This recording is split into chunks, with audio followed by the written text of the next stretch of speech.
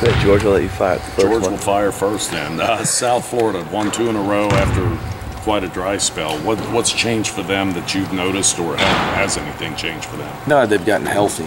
You know, they played multiple games without one of their 3 best players, either Victor Rudd, Anthony Collins, or Torlin Fitzpatrick. Tough to do, really tough to do in the Big East. So last couple games they've played with their best players, and they've been healthy, and you see the results. Not only have they won double digits in the last 2 games, which not many games in the Big East decided by double figures. So, you know, not good for us that they're playing so well and they're healthy, but that's just part of it. So we're going to have to be ready to play, no question about it. Mick, you talked about last week about having a sense of urgency, of passion, and energy. You said you wanted to bring to the UConn game. And how do you feel like this team, are they starting to make that drive to what you were talking about last week? What yeah, no, they played that way at Louisville Monday night. We just turned the ball over. You know, if you don't play with tremendous energy and hustle and toughness and a collective fight amongst your players for a common goal, you got no chance in the Big East. And it's just the level of competition is way too hard.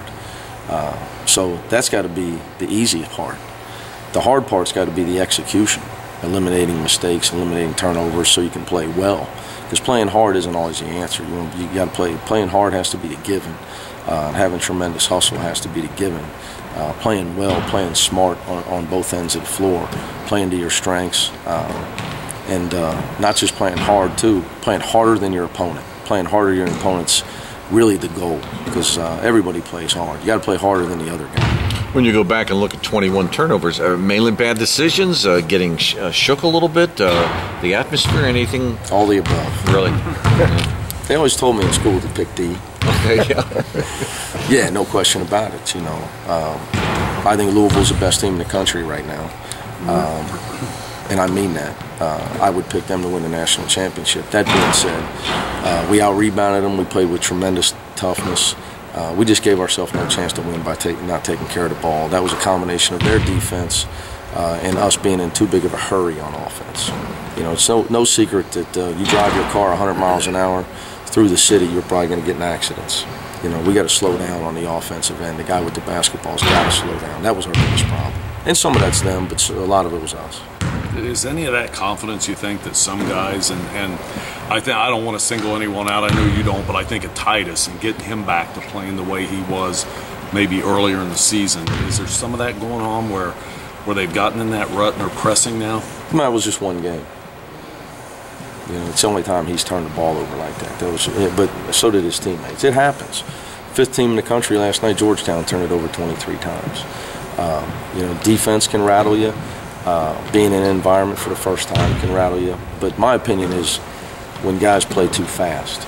You know, we didn't play soft. We were just playing too fast on offense and trying to do too much. And that's what happens when you play too fast. Can you talk about this senior class and what they've meant to the program with senior night coming up? Oh, well, obviously, you know, Sheck's been able to help us a lot for the last couple of years and battled an injury that ruined his junior year. But you can't say enough about Jaquan and Cashmere, right, what they've done for our program. The warrior mentality that both those guys have brought. Cash battling through an unbelievable amount of injuries. Jaquan playing 4 positions throughout his career for us and playing them well. It's gonna be a sad day to see those guys go. You talk a lot about recruiting to a profile with the type of player you want. Parker and Cash, but Parker in particular seems to be the perfect example of that, the type of guy that you're looking for here, that warrior like you talked about. Well, there's 2 kind of players, guys that help you win games and guys that don't. And the guys that help you win games, they can do it in a multitude of ways. But if you can't get stuff done that's hard to get done, you're not going to make it as a player. And what happens, you get to this level, and it becomes hard to do the things you could do in high school. And you got to have a toughness about you, and you can win games with Jaquan Parker because he can get it done against any opponent because he can raise his level of play, his focus, his toughness. And when it gets tough, you can count on him. And that's why, you know, some guys may have talent, but they may not necessarily be able to help you win games. When I say win games, I'm talking about real games, you know, against real opponents in tough battles. And you can always count on a guy like Jaquan Parker. He was huge stepping in to fill the role that Rashad Bishop filled for us and giving us that toughness. And, you know, hopefully Jermaine Sanders will be able to continue to evolve and really give us that role the next 2 years. Back to South Florida, Collins made some plays last year. Does it start with that guy? Yeah, he's a tremendous ball handler. He's almost impossible to pressure. I call him the mouse because I've never seen a guy, I think he could get under a door. It's hard to keep him out of the paint. You get near him, too close to him, he's going to split your double team. He gets anywhere near your body, he's getting by you. He can get as low as any player I've ever seen with the basketball. It's really uncanny the way he can do it. And he never, like I was talking about earlier about playing in a hurry, he never plays in a hurry, which is why he's so good with the basketball. So when he's a high assist man for them, they're at their best. He had 12 last night in their win.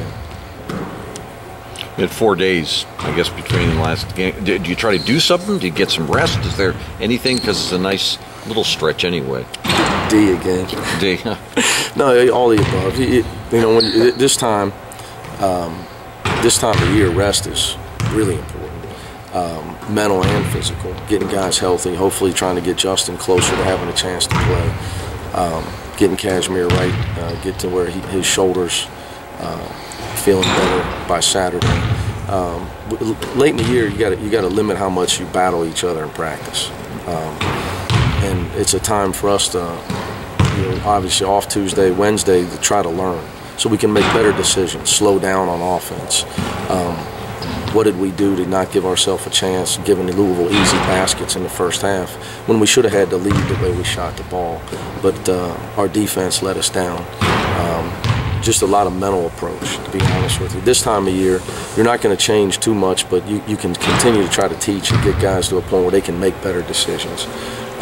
So you can still practice, but it may not be as physical, obviously, or there may not be as much draining, running involved in that type of stuff, what we call combat stuff, where they're actually hand-to-hand battling each other. How is Justin?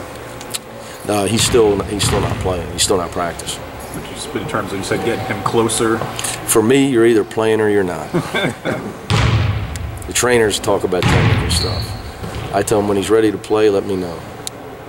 Nick, when March comes around, obviously it's a long season for you guys, but just March in itself and just everything it brings, how much does that recharge the batteries for you, the players, and everybody when this time of the year comes? Well, what we try to talk about is opportunity, you know, and what's in front of you, and what's behind you is really irrelevant. And whatever happens to us in the next 3 weeks is going to be up to us. We need to take ownership of that. And by now, we should know what we need to do to win. And if we don't do it, then we got to look in the mirror. But we got to look at it as opportunity. Try to get the guys to believe, you know, hey, Georgetown's going to get the 1 seed if they win Saturday in our Big East tournament. And you're telling me we couldn't have won that game? So, you know, don't tell me we can't beat anybody we play. You know, we've got to get better in certain areas and be more consistent. And we got to be up to the challenge. And trying to get their batteries charged for that, for them, you know, to get them to believe anything's possible. And that's a big part of March, I think, in my opinion. You know, your guys got to believe anything's possible. And you better believe anything's possible, even if you're the #1 team in the country, because as you saw last night with Miami of Florida, anything's possible. You know, anybody can lose, anybody can win. And a big part of that's going to be who gets hot and, you know, whose kids are in a great frame of mind.